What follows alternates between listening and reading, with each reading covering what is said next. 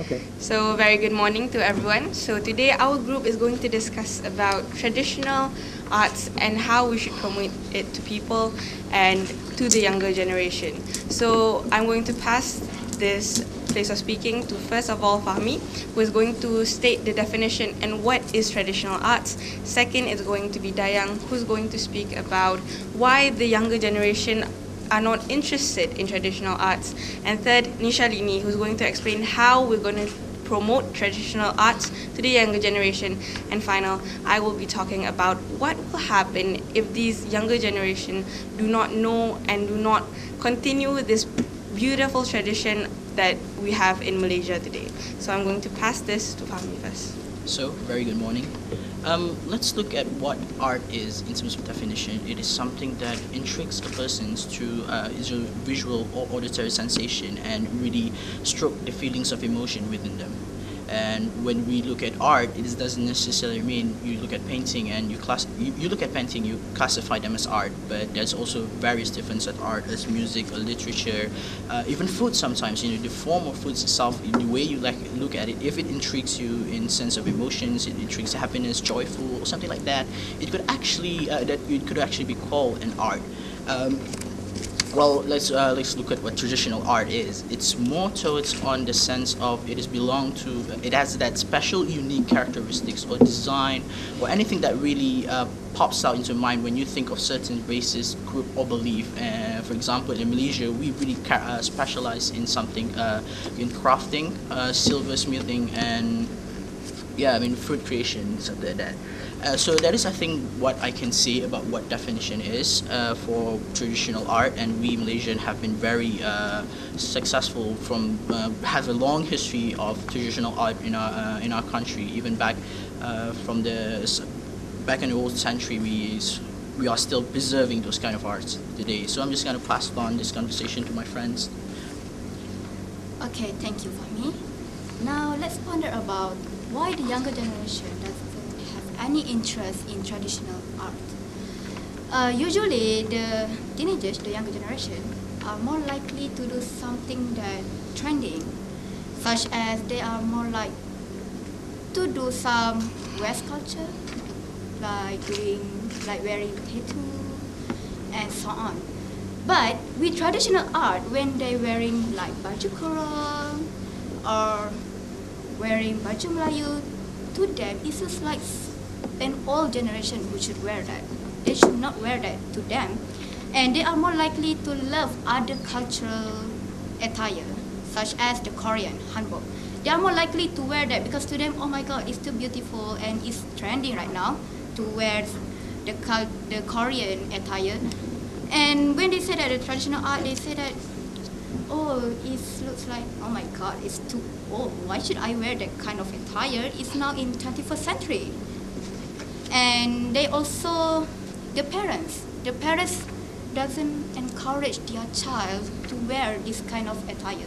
They say that we are in this era, why should we wear something all like this? We have to wear like something that up to date. Okay, so that's why the younger generation doesn't have any interest in the traditional art. Now I will pass to my friend. Thank you, Dayang. Now I'm going to tell about how to promote traditional art. First of all, to promote traditional art, our parents should be more responsible. They should encourage their children to wear traditional costumes so that their children will at least have a slight interest to wear it.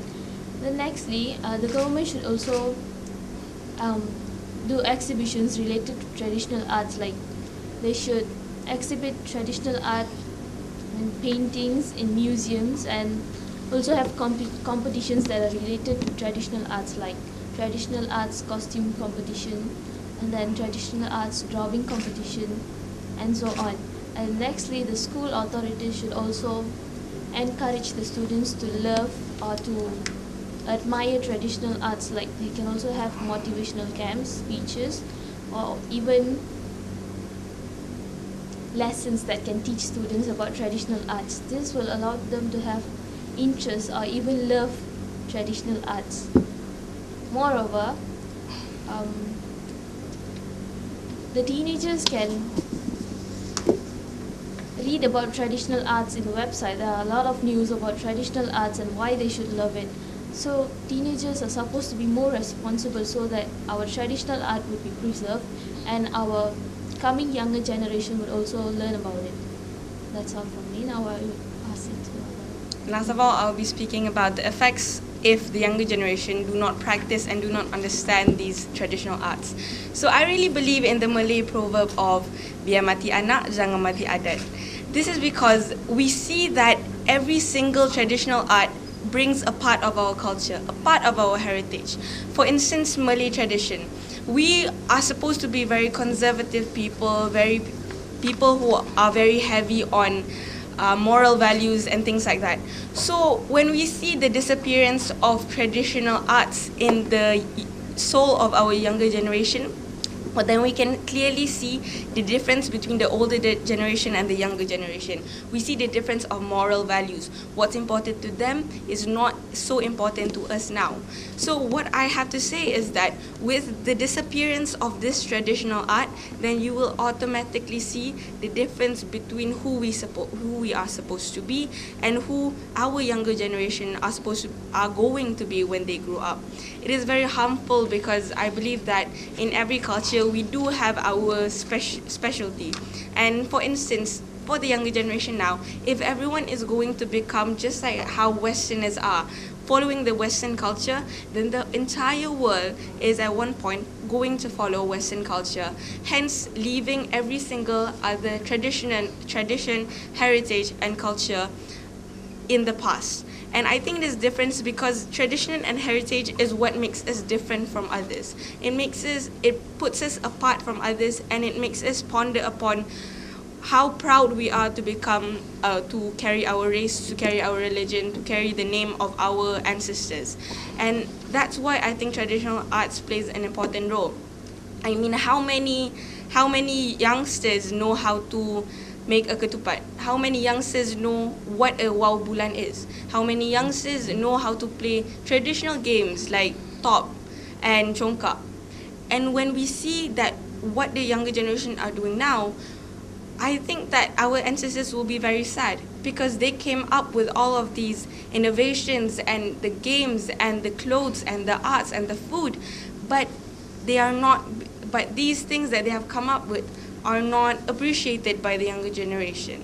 So next, I would like to ask Dayang, what type of traditional art do you see specifically deteriorating now with the younger generation? Let me think about it. I think so. What do you mean is what kind of traditional art that the younger generation doesn't like? Yeah. Such as what I already told all of you, the attire, and I think the games, because the younger generation does not really like to do something that outdoor. Usually the games in traditional art are usually played in outdoor. So they like to play something that is more interesting, like video games and so on. But with the traditional art, such as playing congkak, playing the marbles, and everything, it seems to them that it's too boring. They want something that more challenging. In video games, there are so many levels that we can play, and that kind of many kind of games, so they are very more interested in video games. I think that's all from me. So, excuse me, I'd just like to clarify something. She said before that we shouldn't follow Western culture at all. Yeah. Do you say that? Okay, so I would actually partially disagree with what she said. Yeah, I agree that we should not follow from in terms of clothing, in terms of way of eating and all that, but I have to strike that we should follow the mentality thinking, because right now in Malaysia we are progressing in a technological era. We're just pursuing the advance of technology, and that's okay, that's all right. But with the Westerns, they pursue technological advance, but at the same time they still believe in the importance of liberal and arts.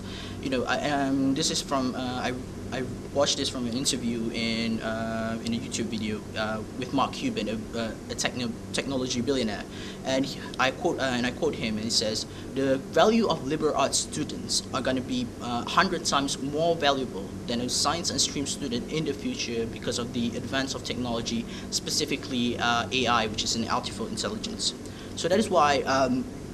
For us, we pursue technology too far that our mentality of thinking is we abandon or decide that, okay, for now, traditional art, not for now, maybe forever, we're saying that traditional arts or arts itself is quite useless.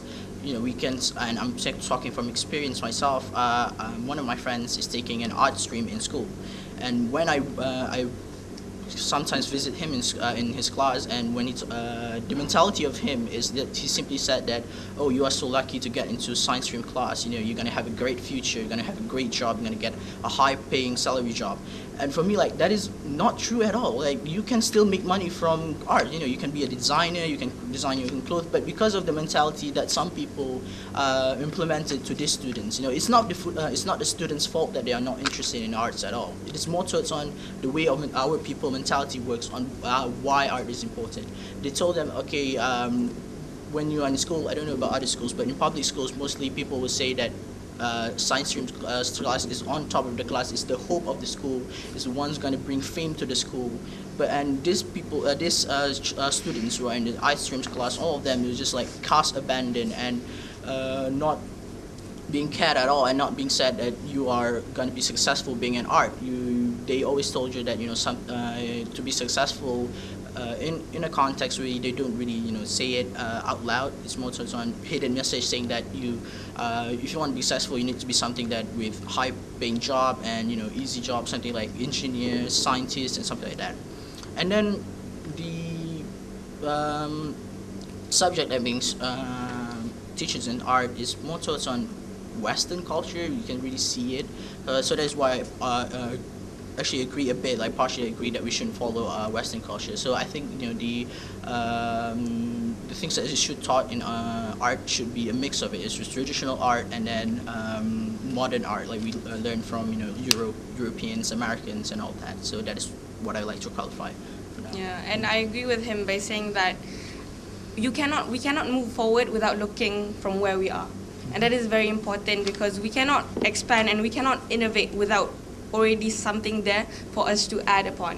And I think it is very important for us to actually make the art stream students feel very special, because what they are doing, just because it's not science doesn't mean it's easy.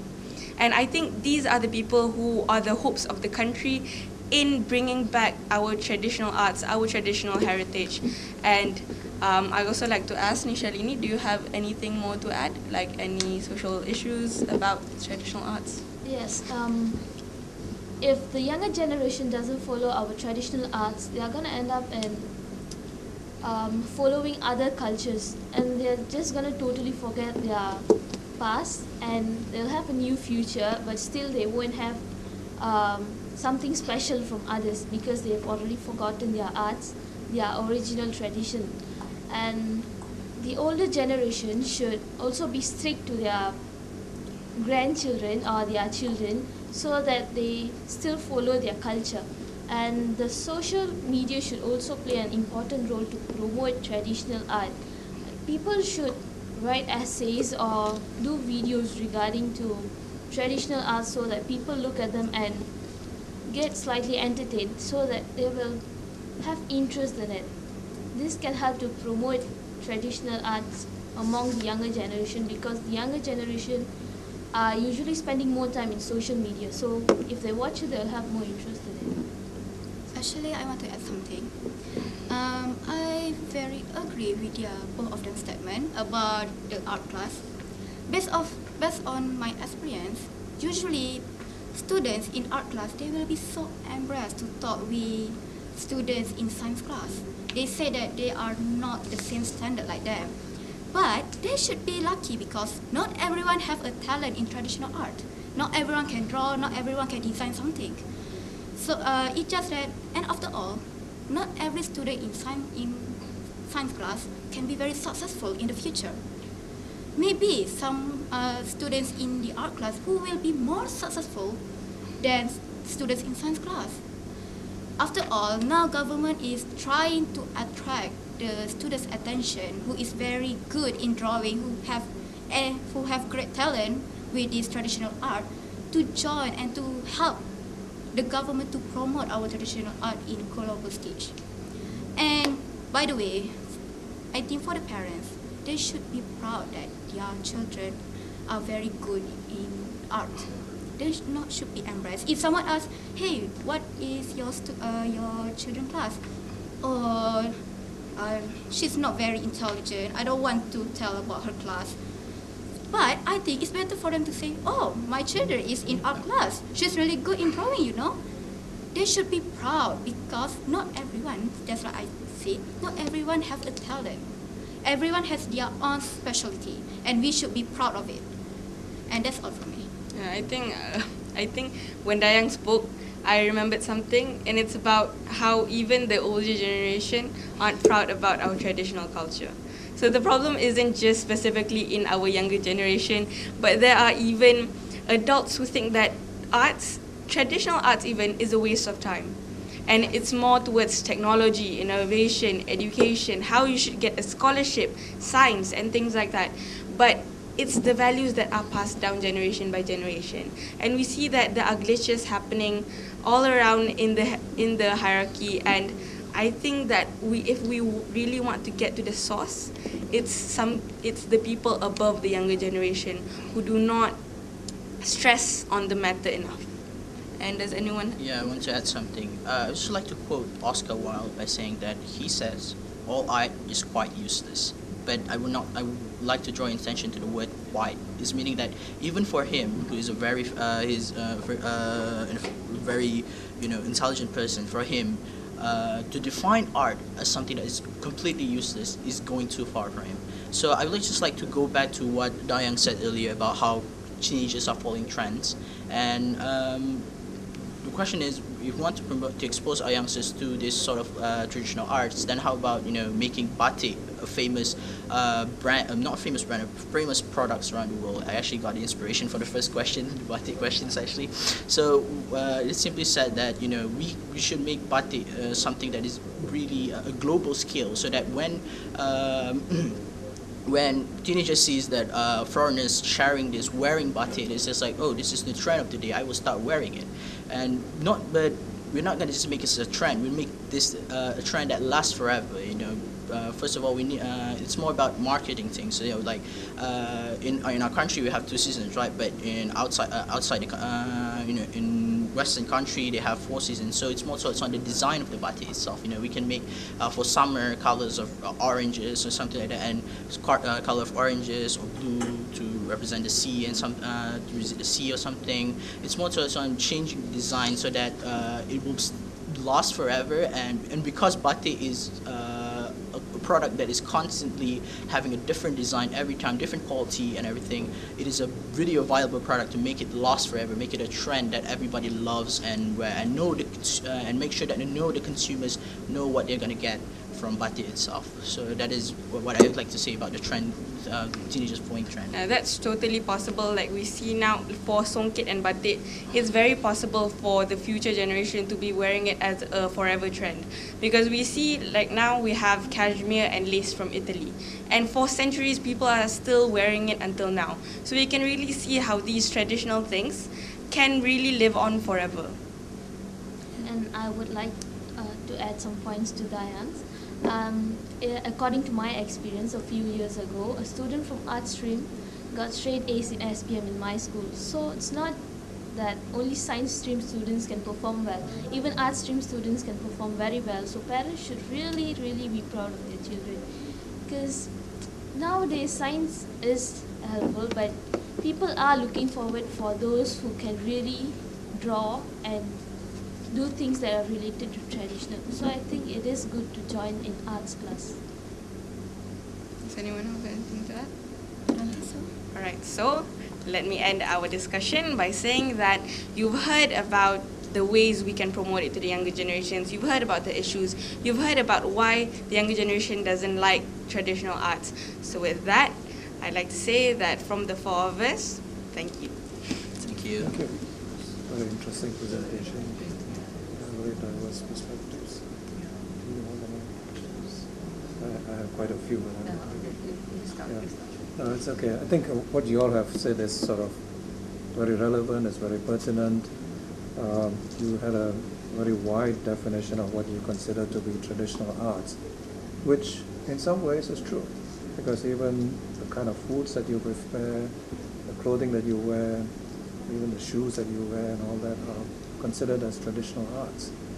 The shoes that our parents, grandparents use are a little different from the type that we use today, so there's a lot of it in there. The question that I'd like to throw to all four of you is, do you think that it's the lack of promotion by the schools, by the government, by the agencies that is causing this limited development of the traditional arts? Do you think that we're not doing enough to promote batik? We're not doing enough to promote our various wonderful food dishes that we have? Do you think that we are not doing enough to promote, you mentioned about the costumes that we wear, we are not doing enough to promote the sarung kebaya, for example.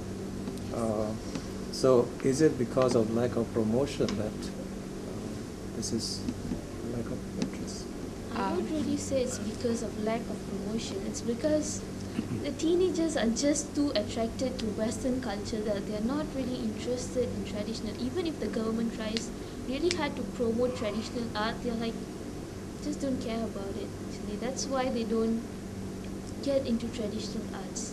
Not because there's lack of promotion. There are a lot of promotions. Even the online business are promoting traditional art costumes. You can see batik, baju kebaya and all that in online shopping. So I don't think it's because lack of promotion. Personally, I think that traditional arts, anything traditional is something that is passed down generation by generation. We see that before this millennium generation, there have been, for hundreds of years, our ancestors have been passing down tradition by tradition, and there was no problem. Back at that time, there were no promotions, there were no media, there's nothing outside of the family household for others to promote batik to the younger generation during that time. So we actually see that the problem with the younger generation now is not that there isn't enough promotion, it's just that ever since that we were young, our parents, our older generation, do not stress upon the matter enough for us. We don't think that is important because ever since we were young, we have always been more focused on going forward, not looking backwards and not appreciating what our ancestors have done for us. And I think that's the sole problem. Because if we see that there isn't promotion now, promotion did not even exist back then hundreds of years ago. So we cannot blame it on that. And especially as Nishalini said that there is promotion now. But even so, the effects are still not good enough. So I don't think the lack of promotion is an issue at all, because like I said before, Prissy, our country is moving towards a way of advanced technology, and that is understandable because we are a third world country. We need to be more progressive. But then again, the government actually put a lot of effort into promoting our traditional culture because we are a country full of rich history. For example, in my school, every Thursday, all the teachers and even the Chinese and Indian teachers have to wear batik, and all the teachers were willing to expand some of their money into buying those specific clothes and even some quality ones to wear and make them last long. And students every Friday we are have to wear baju Melayu just to express ourselves. Is really it is Friday. It is considered a holy day for Muslims, and also it is not about it all comes down to the human nature itself, whether or not we want to accept traditional culture. And to change someone is not entirely possible because to each his own. You have to really understand and know the social value of what traditional art brings to you. It helps you to identify yourself and make yourself proud to say that I am a Malaysian and I have traditional arts, a traditional culture that I am proud of, and I can boast about it. I can flamboyant about it, and that is it. It's more towards on people's nature, people's mentality of whether or not to accept it. So that is my opinion on that. I want to add something. I totally agree with her statement of parents not stressed about the traditional art, because parents nowadays are more focusing in their modern lifestyle. They are so busy with their works, and so to make sure that their children are not boring at home, they will give the iPad, they will give everything, and due to that, the younger generation will search everything, and they are more likely to interest with other cultural outside from our country. And sometimes parents are too shy to wear something traditional costume because they think that they are too busy with that. They have to do a lot of work and they don't have any time to wear that kind of costume. And they say that it's not suitable to wear that costume to go to their work. But actually, it's suitable. It's our identity. Why we have to be shy about it? It's our identity. Our Malaysia is so unique other than other country. The other country doesn't have any traditional art like us. So why do we have to be embarrassed about it? That's all. I think something about her was that it just reminded me about why a young generation is so enticed by the Western culture is because let's see America. They don't have cultural traditions. They don't have it. And because they don't have it, we don't feel the need to have it as well.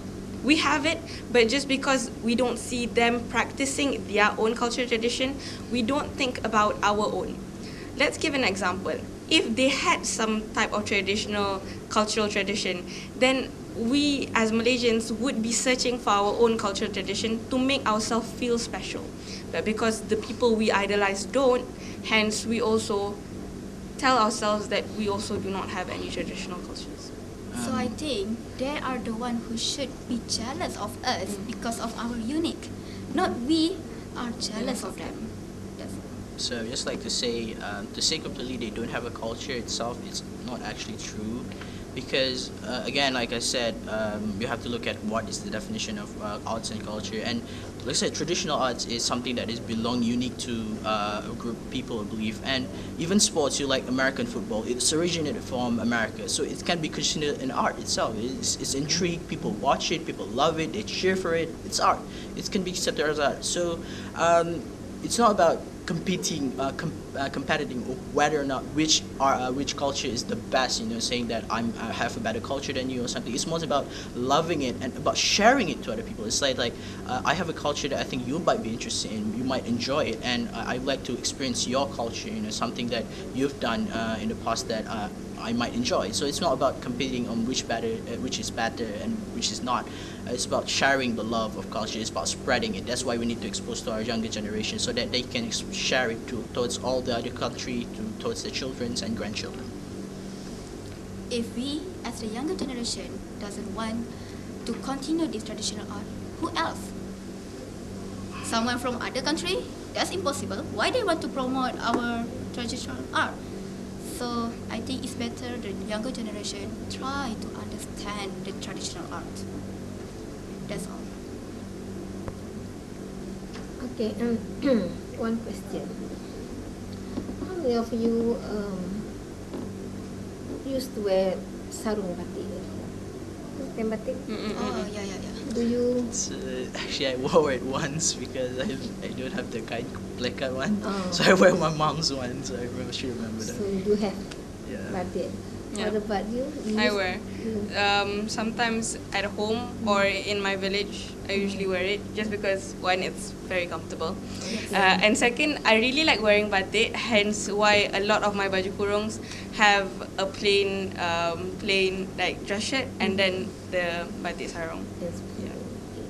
What about you? I don't wear batik, but I do practice my own traditional costume. I wear it when I go to temple or even functions. and I do sometimes wear it at home because it makes me feel more comfortable. It's more comfortable, Yeah. right? And I'm sure you also. Sometimes during Hari Raya ceremony, I more prefer to wear the costume based from batik. I don't like some baju kurung modern and whatever. I think I more prefer the batik. So what does that mean? It means For the traditional art. It's Yeah, more that like our will- parents is Our exercising parents it, are- and it is being passed down to us because it's a daily occurrence. Just simple thing, just simple item one sarung batik. That makes a difference, isn't it? Yeah. Yes. Yeah, it is. because some homes they don't even have one because Yeah. their parents They don't use it anymore. Yes, And sometimes they don't even know what batik yes, is. right. It's just like songkit. So But the difference is that songkit is much more expensive. Yeah. So just because of the price, people actually see like what I said yesterday, teenagers compete over things like that. Yeah. So I actually see a raise in the amount of teenagers who start to wear songkit. mm. And then I see the price and I'm like, I understand. I But understand the why. batik is so cheap Yeah. and so comfortable. Beautiful. And yes, the designs are beautiful. It's so unique. Yeah, you can turn it into anything. You can Yeah. turn it into a skirt, a long Oh, skirt. You can turn it into a blazer. You can turn it into anything. So just one simple step Yes. will change everything, right? Yes.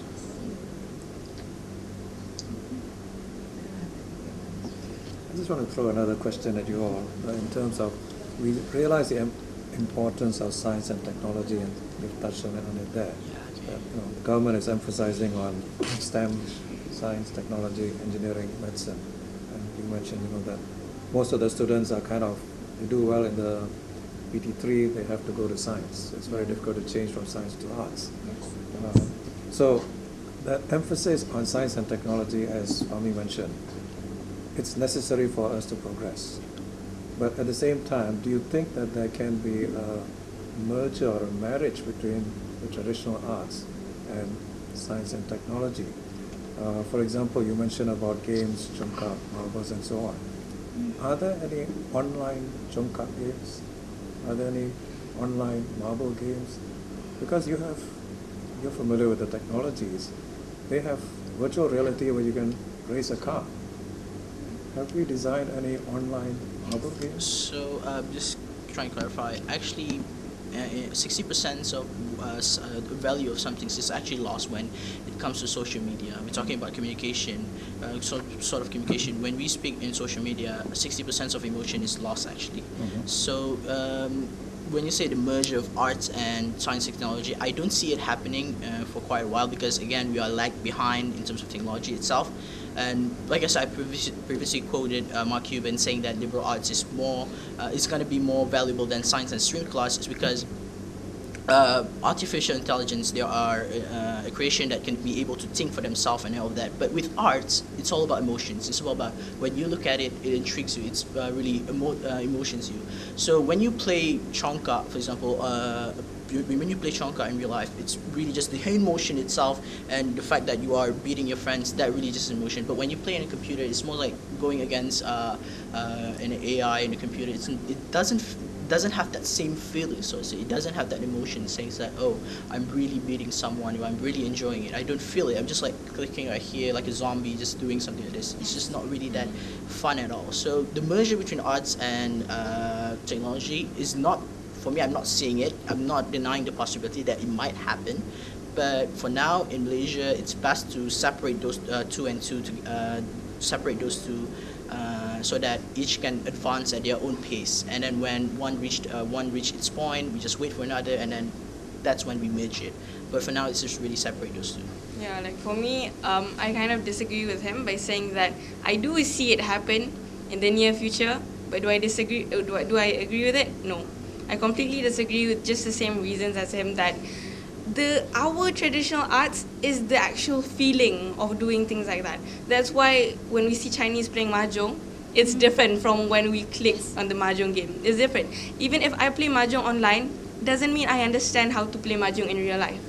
So in the end, if we incorporate games like marbles or chongkak in virtual reality, then what we're going to do is we're just going to make our fingers more tired.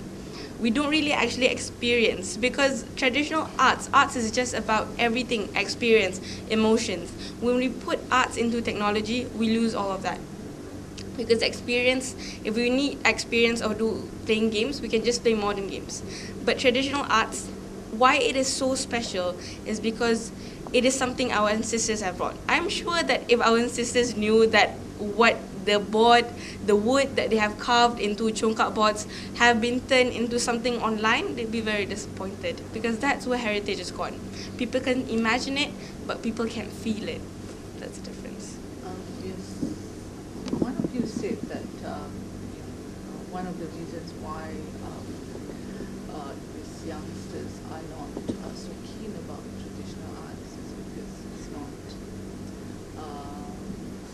it's not Western, it's not something. It's not trendy. It's not trendy. So what can be done to, in a way, increase the value of traditional arts in Malaysia? I have an idea for that. I think it can start from an idol, celebrity. Usually the youngster will follow someone that they love, someone that they idolize. Okay, locally, yeah, you're talking then about it being local, promoting it in a way to the local artists. But I'm thinking, how can you perhaps change the mindset of the world in terms of valuing our Malaysian traditional arts? How can we upgrade the status, Yeah, I mean, the value of I already spoke about how batik should be promoted all around the world. I mean, look at food like spaghetti, pizza, for example. It used to be a poor traditional Italian food that is actually eaten by poor people in Italian, but right now it's become a worldwide sensation where each and every country in the world serve pizza. So in a way, we need to make batik viable products where each and every country in the world has at least one store or two stores that can produce or create batik for people to wear. For example, we need to, again, like I said, some batik or songket is very expensive, and when you transition it to other country, some people don't actually spend a lot of money on clothing. Like jeans used to be $180. Right now, the industry is trying to lower the cost to 120 or 110 to make sure that people can still buy jeans because of the economic situation. So what we need to do is first is really globally marketed it as a product that is accessible to everyone. It's not a premium product. It's a product that is accessible to everyone. Anyone who likes to wear it, wants to wear it, they can get it at a price that they can afford. So it's more about how we handle manufacturing, how we handle the product quality, and how we handle distribution. It all comes down to that. So it's more if we want to expand it to make it raise the status as a viable product, then it has to be on a global scale where we can distribute it to the whole world as something that is beauty to the eye of the beholder itself. Oh, yeah, we it's fine. already. Yeah. Okay, thank you very much. It was interesting Thank listening to you. you all. Thank you, sir. Thank you for sharing your ideas. Thank you. Okay, so best of luck in everything. Congratulations.